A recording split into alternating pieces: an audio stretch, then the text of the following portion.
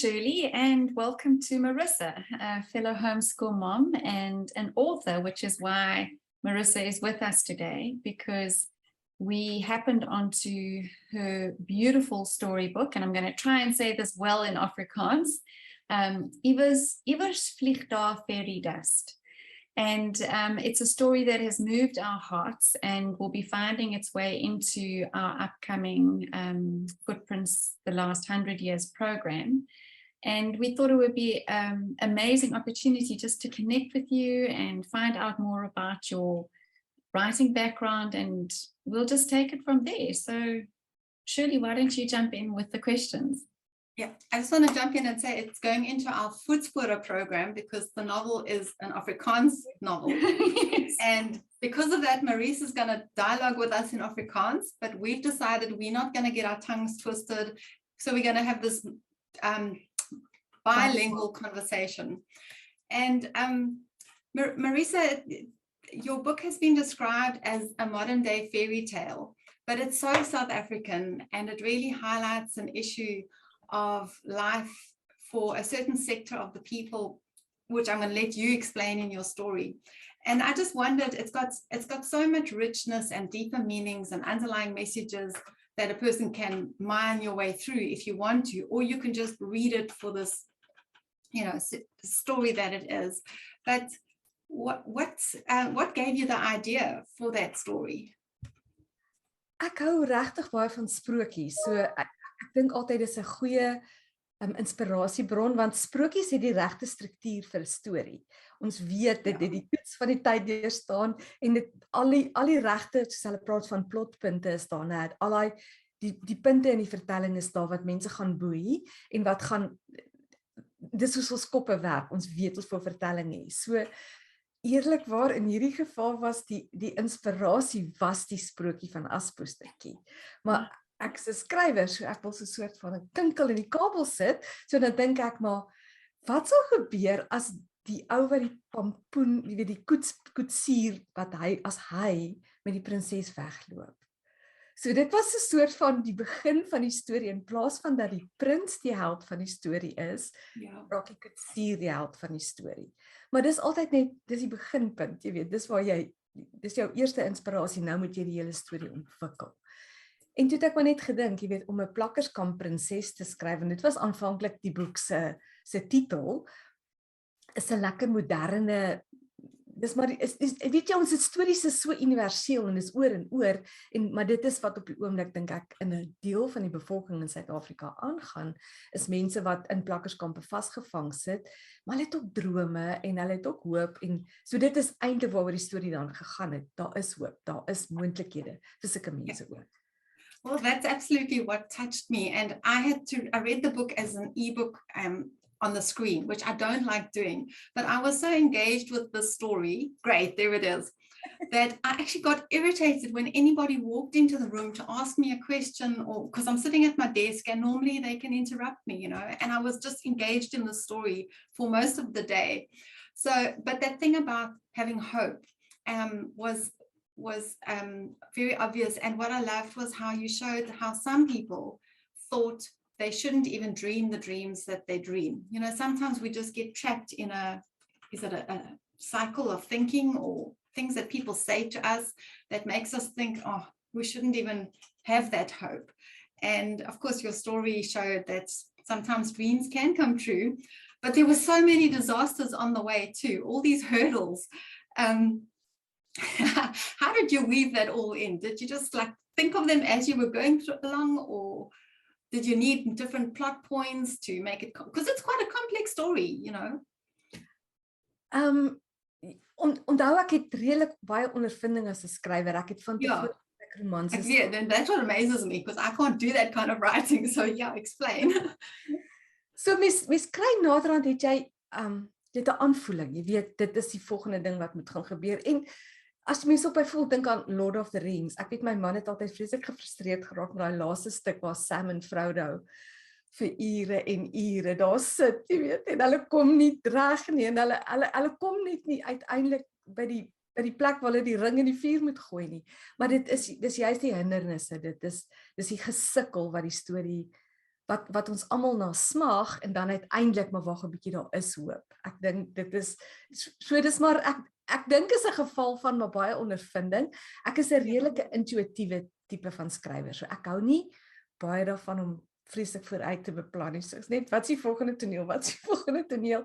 En dan is dit maar weet om bereid te wees om baie te redigeer, om terug te gaan en te sê nee, ek hou nie van hierdie nie.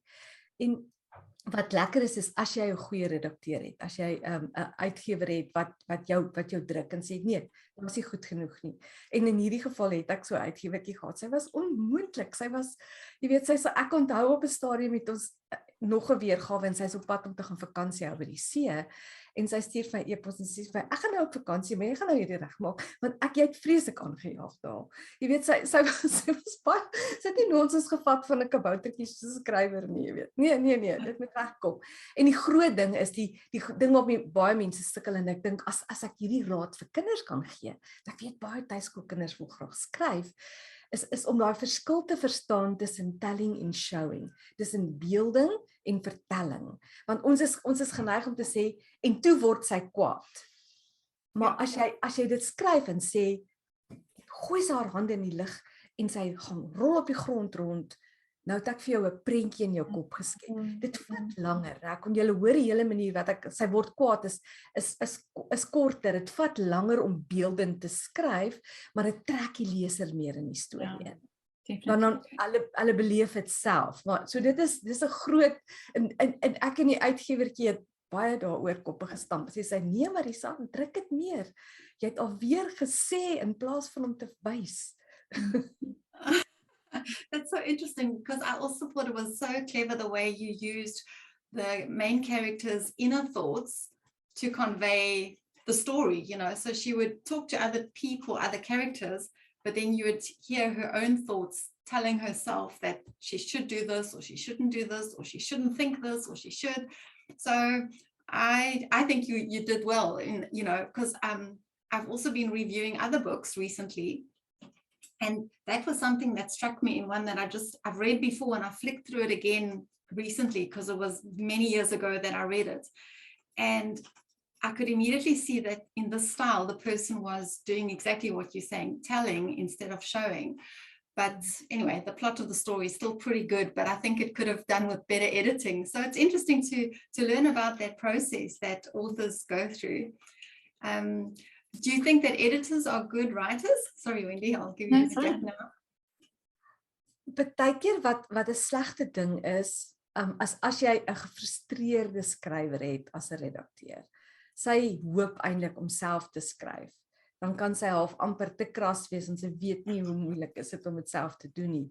Maar ek dink is twee verskillende talente is om ander mense se werk te kan beoordeel. Ja. En om hulle raad te gee sonder om hulle moed te breek. Jy weet, as hulle te kras gaan wees, dan gaan skrywers is sensitiewe siele, jong. As jy te veel aan jou goed karring, nou los ek dit. Ek skryf nie verder nie. Dit is die ander probleem. So dit is 'n kuns. En hierdie spesifieke uitgewer is nie 'n skrywer nie. Dis Mimi, ek het nou maar van vergeet. Sy het baie goed gedoen met internasionaal het haar boeke.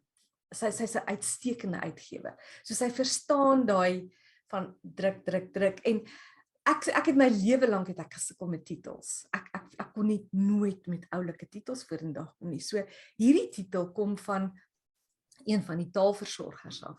'n Jong meisietjie wat net daar in die kantoor gesit het, maar die sinnetjie is in die boek reg en sy het hom gesien en gesê maar wag 'n bietjie, kom ons gebruik daai sinnetjie vir die titel en ek dink dis bietjie andersters en ek was onrustig om te veel Engelse woorde te gebruik. Ek weet dis soos die kinders praat, want dis eintlik tieners, nou maar jy wil graag die taal half suiwer hou, maar mens wil ook modern wees. Jy weet jy wil dit moenie hierdie geuite taal wees dat dis hierdie oudtydse Afrikaans, dan gaan niemand dit lees nie. Maar wat is die balans? En hulle toe gesê, maar kom ons sit die Engelse woorde in die titel en ek het maar net die uitgewer vertrou in Also here and there in the text, there's also English thrown in, and I thought it was very well done. It made me feel like it is this modern book. This is how people I know speak Afrikaans. It's not savory. You use English words to color the Afrikaans. So it's not slang and bad Afrikaans, but it's just Maar cool waar words. trek jy daai streep? Jy weet, dit is Well, altyd en dis ook daarvoor wat iemand aan die buitekant, iemand objektief wat na die teks kan kyk en vir jou kan raad gee daaroor. Ek dink dit help ook. Wendy was going to ask a question. Yeah, so we obviously our program that your book is going into is for a slightly older set than the first Voetspore, which you did that lovely podcast interview with Linny about. So this dit is was for, lekker onderhoud daai. yeah. So this one starts at about 10 and we're saying, 14, 16 years of age. In the book, there is an unfortunate oom who is part of children's real life experience, maybe not a homeschool child who is protected and is always with their parents, but for a lot of our population, those sorts of people are out there and are a threat. So we've started to include more books where imperfect characters can be used to be teachable lessons for kids at home with their parents. So we had a dialogue on email about him. How do you see a parent navigating this unfortunate incident with their kid as they're reading aloud? Ek dink soos wat jy gesê die realiteit is dis moontlik dat dit kan gebeur. So die boek is nie 'n handboek hoe om enige, seksuele molestasie of enige soort van ding te hanteer nie. En ek wil ook dadelik vir die mense sê die storie begin redelik dramaties. Ek weet nie of jy saamstem nie, Shirley, maar dis nie 'n donker storie nie. So en ek dink die storie gaan nie na baie donker plekke toe nie. So jy kan dit gerus vir jou kind voorlees. Dit gaan nooit so ver nie. Ja. Maar dit is dramaties geskryf. So dis maar 'n moeilike ding wat ons as veral as tuiskoolouers het is om met jou kind openlik te kan praat en sê weet jy so iets kan gebeur. En ek sal net dood eenvoudig vir my kind sê dis die strategie. Weet ek het altyd vir Anne Maria, my dogter, gesê as iemand jou ooit aanval, dan skree jy nie help nie, jy skree fire. Want mense is bereid om te gaan vir 'n vuur want dit is dramaties, maar as dit sosiaal is dit iemand lol en jy wil nie betrokke raak nie, maar mense sal vir 'n vuur sal hulle uitkom. So dis 'n klein strategietjies dink ek wat 'n mens vir jou kind ook kan sê. As jy ooit ongemaklik is in 'n situasie, stap weg. En ek dink die ander ding wat ons gerus vir ons kinders kan sê wat baie keer 'n probleem is as so iemand met hulle lol, is as jy vir jou ma sê, is jy in groot moeilikheid. Om te sê daai persoon het vir jou gejok. Jy kan altyd met my kom praat. Fantastic. Ek dink dis die twee groot goed wat ek weet dis 'n bietjie as jy 'n speletjie daarvan maak, skree 4. Moenie sê help. Ja. 'n klein strategie dink ek dan raak dit makliker vir die kind om dit te kan hanteer, dink ek. Definitely. The book is going to be fitting into our program in a section where we look at nederzettingsaardrykskunde. And we look at how towns developed and cities developed. And of course, in South Africa, we have these plakkerskampe and things like that. And it was interesting to see how you've got different characters, the wealthy ladies who go and do charity work with the plakkers and their attitudes towards these people. So did you go and do quite a bit of research or, do you have any personal connection with that? How did you handle that aspect of the story?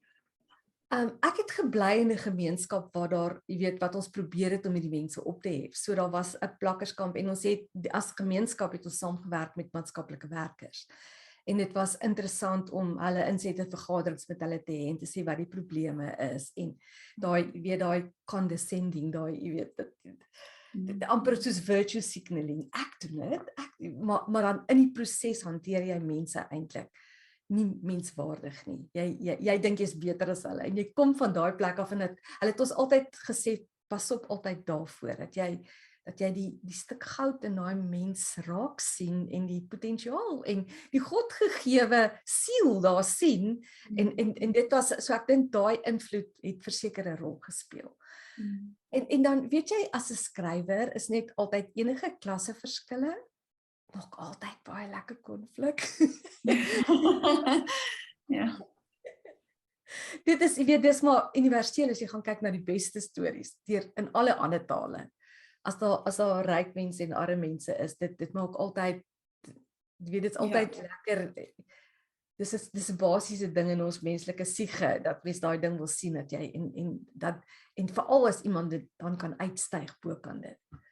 Yes. Fantastic, yeah. Yeah. Are there any other books hanging around inside your head?